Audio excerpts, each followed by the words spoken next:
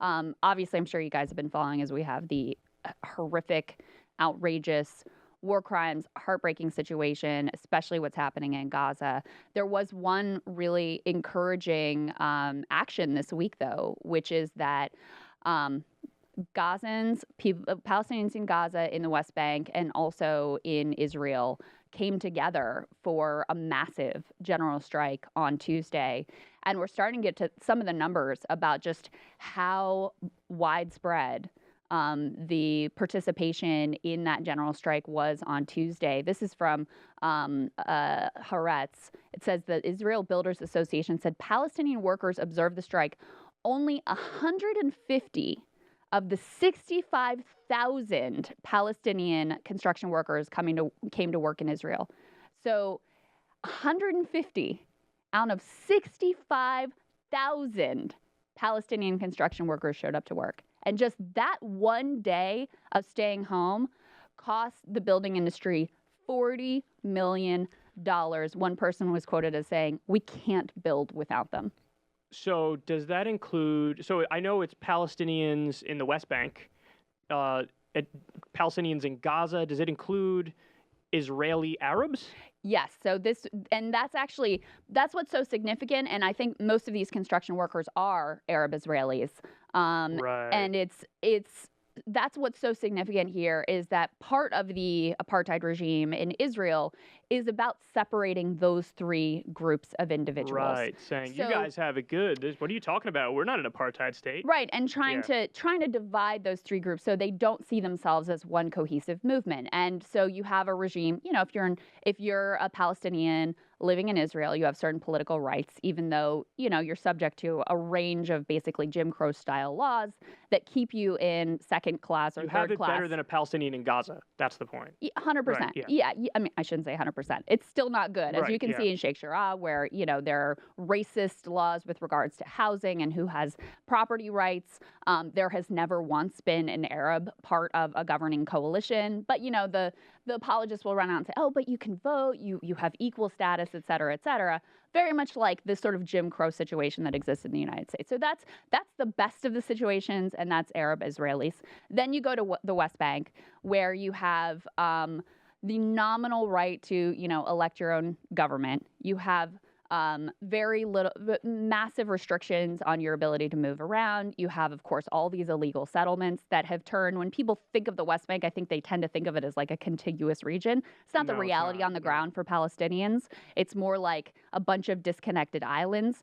They've seized Palestinian lands in order not only to build those settlements, but also to build hundreds of kilometers of highways that only the settlers can use. Well, that's why it's like an apartheid state. Yeah. So that's the West Bank. And then Palestinians in Gaza, it's horrific. Since 2007. Open-air prison is what everybody calls it. Open-air prison, total blockade, poisoned drinking water, barely have electricity, an hour or two on a day. Can't get medical treatment. Massive poverty, massive hunger, reliant on international donations, zero political rights, just constantly being hit by these attacks and, just outright murder. The number of children that have been killed, absolutely horrific. So that apartheid regime creates different daily existences in the lives of those three groups of Palestinians. And so the fact that all three groups came together in solidarity in this general strike, people who study the region say this is one of the most significant actions that's happened since 1936, when there was another historic 6-month-long, longest in history, general strike to protest British colonial rule at that time. So they're putting it on the level of that type of mass action. And so the numbers that you see here show just how devastating it is, because basically Israelis rely on Arabs to be the working class, to do the jobs they don't really want to do, the low-paid labor. And so when those essential workers say, "We're out, we're not showing up, we're not cleaning your streets, we're not building your buildings, we're out, at least for this one day," it has a tremendous reverberation throughout the country. So a few things I want to say in response to that. There's a question that I posed, you posed a version of it as well. Glenn Greenwald was the one who I originally got this from because I thought it was an amazing point. Ask somebody who's, vociferously pro-Israel. how can Palestinians resist in a way that's acceptable to you? Right. If they do violence, you say it's terrorism.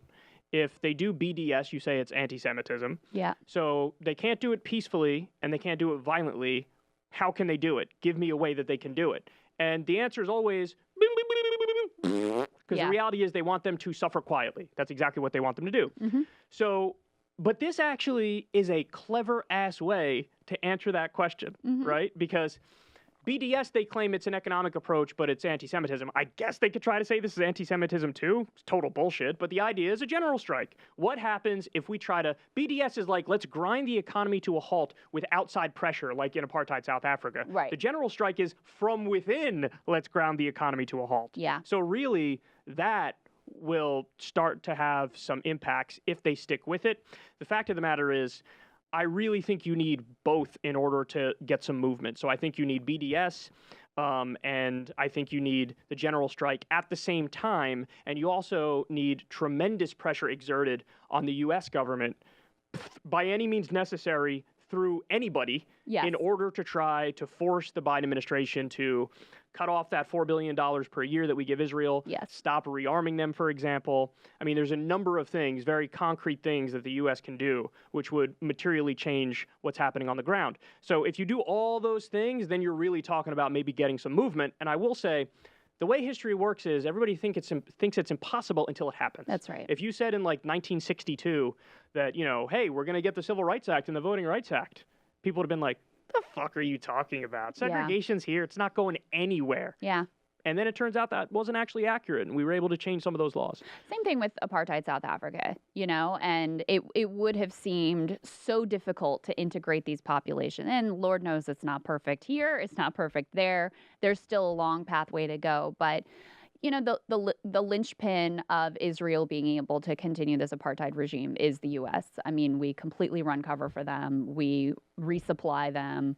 We make sure that they've got all the precision targeted weapon. Even as this is going on, you know, continuing with this massive weapon sale to Israel, running cover for them at the UN. The Biden administration blocked for the 5th time a resolution that would have called for an immediate ceasefire here. And so, fifth time, that's fucking crazy. We're their enablers. I mean, we're the ones who allow this regime to exist, and there's just no way around that. So I think, to your point, what this has all really strengthened my belief in is that every time you see someone try to say BDS is anti-Semitism, or to pass these laws that, you know, make it so you can't be a teacher in Texas if you support BDS, et cetera, we need to really vociferously push back against that, because the economic boycott, the general strike, like hitting Israel on the economic level and making them pay in terms of money, that's really where you can start to extract some pain that is nonviolent,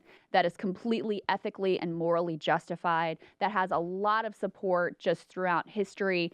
And I think part of what is important about the general strike in particular is it's a concept that it requires no explaining. You know, BDS, for people who don't know, they haven't read, they don't understand, like it can be demonized more easily, I think, than a general strike, which every American is going to feel like they have some connection to that word and they understand basically what's going on, and they see it as a morally justifiable tactic. Yeah, and I just want to give everybody a quick update on the numbers on the ground before we get into our conversation with Abby Martin. But there's been 184 residential towers, houses, and 33 media centers that have been completely demolished in the Israeli airstrikes on Gaza.